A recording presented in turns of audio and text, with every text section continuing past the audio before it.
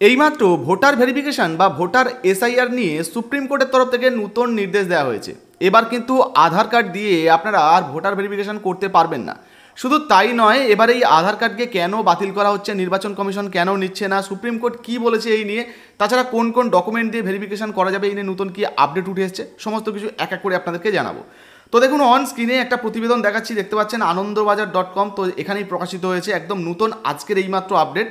দেখুন, বলা হয়েছে নির্বাচন কমিশনে ঠিক আধার নাগরিকত্বের প্রমাণ হতে পারে না। বিহারের ভোটার তালিকা মামলায় বলল শীর্ষ আদালত।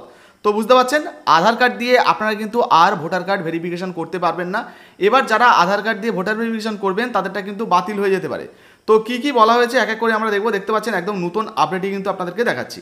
তো বলা হয়েছে, দেখুন, নির্বাচন কমিশন আগেই সুপ্রিম কোর্টে হলফনামা দিয়ে জানিয়েছিল যে আধার নথিকে নাগরিকত্বের প্রমাণ হিসাবে বিবেচনা করা যায় না। মঙ্গলবার শুনানিতে শীর্ষ আদালতও সহমত পোষণ করল কমিশনের সঙ্গে। সুপ্রিম কোর্টেরও পর্যবেক্ষণ, আধার নাগরিকত্বের প্রমাণ নয়, এই নথির ভিত্তিতে নাগরিকত্ব আলাদা করে যাচাই করা প্রয়োজন। তো বুঝতে পারছেন যে আধার কার্ডকে কিন্তু এবার শনাক্তকরণের নথি হিসেবে ব্যবহার করা যেতে পারে, কিন্তু নাগরিকত্বের নথি হিসেবে ব্যবহার করা যাবে না, বা আধার কার্ড দিয়ে নাগরিকত্ব প্রমাণ করতে পারবেন না, তার জন্য আলাদাভাবে ভেরিফিকেশন করতে হবে। তো কি কি বলা হয়েছে আমরা এক এক করে জানবো। দেখুন, এখানে বলা হয়েছে কি কি বিষয় উঠে এলো শুনানিতে। মঙ্গলবার দুপুর 12টা নাগাদ বিহারের ভোটার তালিকার বিশেষ ও নিবিড় সংশোধন সংক্রান্ত মামলার শুনানি শুরু হয় সুপ্রিম কোর্টে। দীর্ঘ সময় ধরে শুনানি চলে, আর সেখানেই কিন্তু একাধিক গুরুত্বপূর্ণ তথ্য উঠে এসছে। তো কি কি শুনানি হয়েছে চলুন এক এক করে আপনাদেরকে দেখিয়ে দিই। দেখুন, এখানে পরিষ্কারভাবে বলা হয়েছে যে আধার নাগরিকত্বের প্রমাণ নয়। নির্বাচন কমিশন আগেই জানিয়েছিল যে আধার নথিকে নাগরিকত্বের প্রমাণ হিসাবে বিবেচনা করা যায় না। এবার কমিশনের সঙ্গে সহমত পোষণ করল সুপ্রিম কোর্টও। শীর্ষ আদালতের বিচারপতি সূর্যকান্তের পর্যবেক্ষণ, আধার নথিকে নাগরিকত্বের চূড়ান্ত প্রমাণ হিসাবে নেওয়া যায় না বলে জানাচ্ছে কমিশন। তারা ঠিকই বলছে, ওই নথির ক্ষেত্রে নাগরিকত্ব আলাদা করেই যাচাই করতে হবে। বুধবার ফের এই মামলার শুনানি রয়েছে। তো বুঝতে পারছেন, আধার কার্ডকে কিন্তু নাগরিকত্বের প্রমাণ হিসাবে আর গ্রহণ করা হবে না। নির্বাচন কমিশন আগেও জানিয়েছিল, এখনও কিন্তু সুপ্রিম কোর্ট সেই কথাই জানাচ্ছে। নির্বাচন কমিশনের কথাটাকে সুপ্রিম কোর্ট ঠিক বলছে, ফলে এই দিয়ে কিন্তু আর ভোটার ভেরিফিকেশন করা যাবে না। পাশাপাশি বলা হয়েছে, দেখুন, কমিশনের ভূমিকায় প্রশ্ন। আইনজীবী সিংভি আরও বলেন যে এই পুরো প্রক্রিয়া এখতিয়ার বহির্ভূত, নাগরিকত্ব নির্ধারণ কমিশনের কাজ নয়। নির্বাচনের 2 মাস আগে তারা এসআইআর শুরু করে ভোটার বাদ দিতে পারে না। নাগরিকত্বের কারণে কাউকে বাদ দিতে হলে প্রয়োজনীয় আইনি প্রক্রিয়া মেনে চলতে হবে। যদি কমিশনের পরীক্ষায় আপনি নাগরিকত্ব প্রমাণ করতে না পারেন, তবে ধরে নেওয়া হচ্ছে 2003 সাল থেকে 2025 সাল পর্যন্ত আপনি ভোটার তালিকা থেকে বাদ, অর্থাৎ আপনি আর ভোট দিতে পারবেন না। তো সুপ্রিম কোর্টে যে সমস্ত সওয়াল জবাবগুলো হয়েছিল মূলত সেগুলোই কিন্তু এখানে আলোচনা করা হয়েছে একের পর এক। সেগুলোই আপনাদেরকে দেখাচ্ছি। এখানে কিন্তু ডেট টাইম পুরো উল্লেখও করা রয়েছে। দেখুন, এখানে বলা হয়েছে আধার এবং ভোটার কার্ডে কেন আপত্তি, ফের প্রশ্ন। বলা হয়েছে আইনজীবী অভিষেক মনু সিংভি মঙ্গলবার ফের আধার কার্ড এবং ভোটার কার্ডের বিষয়ে প্রশ্ন তোলেন। তার প্রশ্ন, আধার কার্ড এবং যে ভোটার কার্ড গ্রহণ করতে কমিশনের আপত্তি কোথায়? নাগরিকত্বের প্রমাণ নয় বলে কি আপত্তি কমিশনের? তো সেটাও কিন্তু জানানো হয়েছে। আর নির্বাচন কমিশন আগেই কিন্তু জানিয়েছে যে এই সমস্তগুলো হয়তো জাল সার্টিফিকেট দিয়ে বানানো, আর এগুলো পরিচয়ের প্রমাণ হিসাবে ধরে নেওয়া যেতে পারে, কিন্তু নাগরিকত্বের নয়। সেই জন্যই কিন্তু এখানে সেই নিয়ে একটা প্রশ্ন ছিল এবং নির্বাচন কমিশনের তরফ থেকেও কিন্তু জানানো হয়েছিল। তো কি কি উঠে এসেছে সেগুলো আমরা দেখব। দেখুন, এখানে আরও একটা গুরুত্বপূর্ণ আপডেট দেওয়া হয়েছে। বলা হয়েছে 2003 সালের নথি যে কেউ দেখতে পাবেন। কমিশনের আইনজীবী বলেন 2003 সালের নথি যে কেউ দেখতে পাবেন, এর জন্য কোনো নথি লাগবে না, কারো কাছে যেতে হবে না। তখন বিচারপতি কান্ত বলেন হতে পারে বিশ্বাসের উপর ঘাটতি থেকে কমিশনকে বলা হচ্ছে।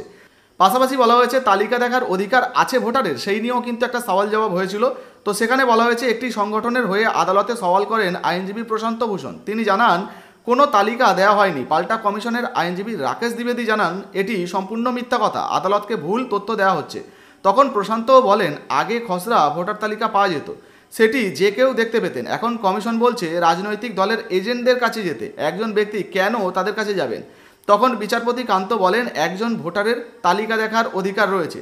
যাই হোক, এর পরবর্তীতে আরও সওয়াল জবাব হয়েছে। তো তার মধ্যে থেকে আমরা গুরুত্বপূর্ণ বেশ কিছু তথ্য সেগুলো কিন্তু দেখব। তো এখানে যেমন কমিশন তো যাচাই করবেই, এই নিয়ে বিচারপতি একটা মন্তব্য করেছেন। যেমন বলেছেন, দেখুন, বিচারপতি জয়মাল্য বাগচি বলেন এই সমীক্ষার মূল উদ্দেশ্য হতে পারে যে মৃত ভোটারদের নাম বাদ দেওয়া, মৃত ব্যক্তিরা রয়েছে কি না তা দেখার। এটা ড্রাফট খসড়া তালিকা, এই তালিকা রাজনৈতিক দলগুলিকে দেয়া হয়, সেখানে কোনো আপত্তি থাকলে তারা জানাক।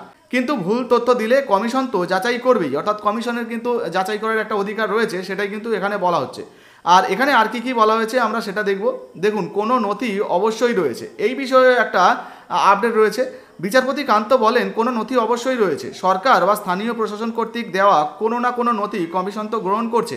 অর্থাৎ এই যে ভোটার ভেরিফিকেশনের যে ডকুমেন্টগুলো দিতে হচ্ছে তার মধ্যে কোনো না কোনো তো নথি রয়েছে, সেগুলো জানতে চাওয়া হয়েছে, এখানে কিন্তু সেটাই বলা হয়েছে। মামলাকারীর উদ্দেশ্যে বিচারপতির প্রশ্ন, আধার বা রেশন কার্ড ছাড়া বিহারের বেশিরভাগ মানুষের অন্য কোনো নথি নেই, কিভাবে এই দাবি করছেন? অর্থাৎ যিনি উকিল আর কি, তাকে বিচারপতি দাবি করছেন যে আধার কার্ড বা রেশন কার্ড ছাড়া বিহারের মানুষদের কাছে অন্য যে ডকুমেন্ট বা নথি নেই, সেটা আপনি কিভাবে বলছেন? সেই জন্যই বলছে। এবার দেখুন, সব নথি বাধ্যতামূলক কোথায় লেখা আছে? বিরতির পরে দুপুর 2টো নাগাদ ফের শুনানি হয়, তখন বিচারপতি কান্তের প্রশ্ন, ফর্মে অর্থাৎ আবেদনপত্রে কোথায় লেখা আছে যে সব নথি থাকা বাধ্যতামূলক? তিনি আরও বলেন, নাগরিকত্বের জন্য কোনো একটি নথি থাকতেই হবে বা অবশ্যই থাকতে হবে। প্রত্যেকেরই কিছু না কিছু নথি রয়েছে, একটি সিম কার্ড কিনতে গেলেও নথি দিতে হয়। উদাহরণ হিসাবে বলছি, জাতিগত শংসাপত্র অনেকে দিতে পারেন। তো মূল যে বিষয়গুলো আমরা এখানে বুঝতে পারছি যে ইতিমধ্যে নির্বাচন কমিশনকে সঠিক বলছে সুপ্রিম কোর্ট যে আধার কার্ড দিয়ে শনাক্তকরণের কাজ করা যেতে পারে, কিন্তু আধার কার্ড নাগরিকত্বের পরিচয়পত্র নয়। কেউ যদি এটা দেয় সেক্ষেত্রে তার নাগরিকত্ব যাচাই করা প্রয়োজন রয়েছে। তাছাড়া প্রত্যেকটা মানুষের কাছে যে আধার কার্ড আর ভোটার কার্ড যারা বা রেশন কার্ড যারা অন্য কোনো ডকুমেন্ট নেই, এটা কে বলেছে? এছাড়াও তো তাদের আরও অন্যান্য ডকুমেন্ট রয়েছে, সরকারের তরফ থেকে বিভিন্ন ধরনের ডকুমেন্ট দেওয়া রয়েছে, তার মধ্যে যে কোনো একটা, যেমন জাতিগত শংসাপত্র, সেই ডকুমেন্ট দিলেই কিন্তু হবে, সেই বিষয়েও কিন্তু বলা হয়েছে। যাই হোক, এই মুহূর্তে আপনারা মোটামুটি যেটা বুঝতে পারলেন যে সুপ্রিম কোর্টের তরফ থেকে কিন্তু স্পষ্ট করা হয়েছে যে আধার কার্ড দিয়ে ভোটার ভেরিফিকেশন হয়তো করতে পারবেন না। আর ইতিমধ্যে নির্বাচন কমিশনও না করেছিল, এখন সুপ্রিম কোর্টও কিন্তু রায় দিয়ে দিল, নতুন রায়, যেখানে জানানো হচ্ছে আধার কার্ড দিয়ে এই ভোটার ভেরিফিকেশন হবে না। তো এই নিয়ে মোটামুটি আপনার যদি নিজস্ব কোনো মন্তব্য মতামত থাকে, অবশ্যই নিজের কমেন্ট বক্সে কমেন্ট করে জানাবেন। ভিডিও ভালো লাগলে লাইক দিয়ে শেয়ার করে দেবেন। ফেসবুক থেকে দেখলে ফলো করতে ভুলবেন না। ধন্যবাদ।